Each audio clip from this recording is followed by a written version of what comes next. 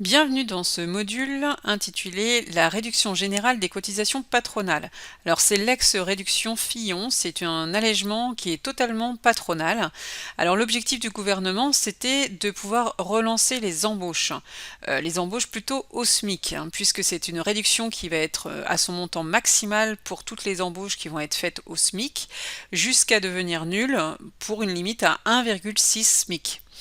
Alors, voici un focus sur le T de la RGCP. Le T comme taux, il va falloir faire très attention à l'effectif de votre entreprise. Vous prenez l'effectif au 31/12 N-1, donc l'année d'avant, et vous regardez, est-ce que je suis inférieur à 50? Si tel est le cas, mon T sera de 32,06, ou est-ce que je suis égal ou supérieur à 50, auquel cas je vais prendre 32,46. Alors, c'est pas tombé du ciel, tous ces coefficients. En fait, c'est l'addition de toutes les cotisations, quasiment toutes patronales. Alors, il y en a certaines qu'on ne retrouve pas. Vous voyez, on a l'assurance maladie, 7%. Évidemment, on n'a pas les compléments maladie et allocation familiale, puisque les limites sont à 2,5 SMIC et 3,5 SMIC, donc on est au-dessus.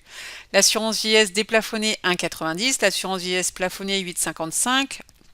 L'allocation familiale 3,45, donc pareil, on ne prend pas le complément. Et là, l'accident du travail, en fait, l'URSSAF va prendre en charge jusqu'à une fraction de 0,70. Ça ne vous empêche pas dans votre exercice, dans votre bulletin de salaire, si le taux AT est de 2%, vous laissez bien 2%. En tout cas, la prise en charge du gouvernement sera limitée à 0,70 maximum.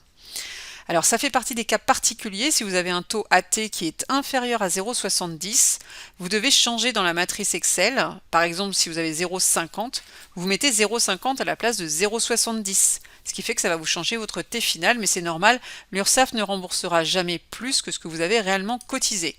Ensuite, on retrouve la contribution solidarité autonomie à 0,30 et on remarque que la différence entre les deux T est de 0,40 et c'est lié au FNAL. Le FNAL, le Fonds national d'aide au logement, vous savez qu'il est de 0,50 pour les entreprises égales ou supérieures à 50 et 0,10 si on est inférieur à 50. Donc c'est vraiment ça qui va être en lien avec le T de la RGCP. Donc attention dans votre dossier, si vous êtes à 0,50 ou 0,10, à bien mettre le bon T. L'Agir Carco 4,72, on a la CEG tranche 1 à 1,29, évidemment on ne prend pas les tranches 2 puisqu'on sera au-dessus du PMSS, donc au-dessus de 1,6 SMIC. Et enfin le chômage. Alors le chômage, on a 4,05, on ne prend pas l'AGS à 0,15.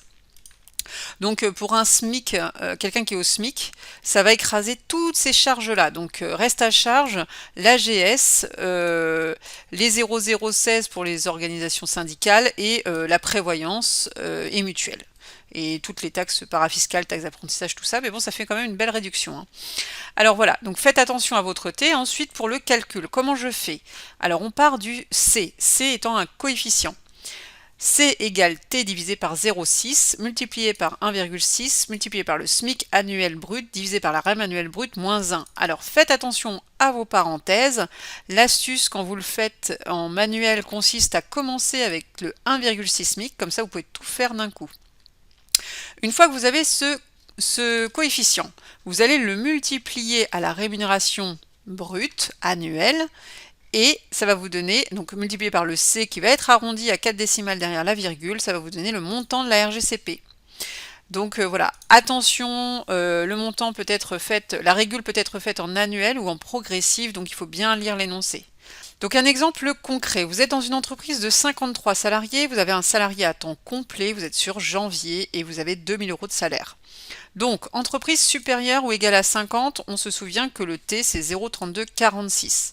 Alors on va remplacer tout ça dans notre C, donc C est égal à 0,3246 divisé par 0,6 multiplié par 1,6 multiplié par 10,25 multiplié par 151,67 puisque c'est le nombre d'heures d'un temps complet, divisé par les 2000 €, donc la rémunération brute, toujours, moins 1. C est égal donc à 0,1318. Alors C plafonne à T.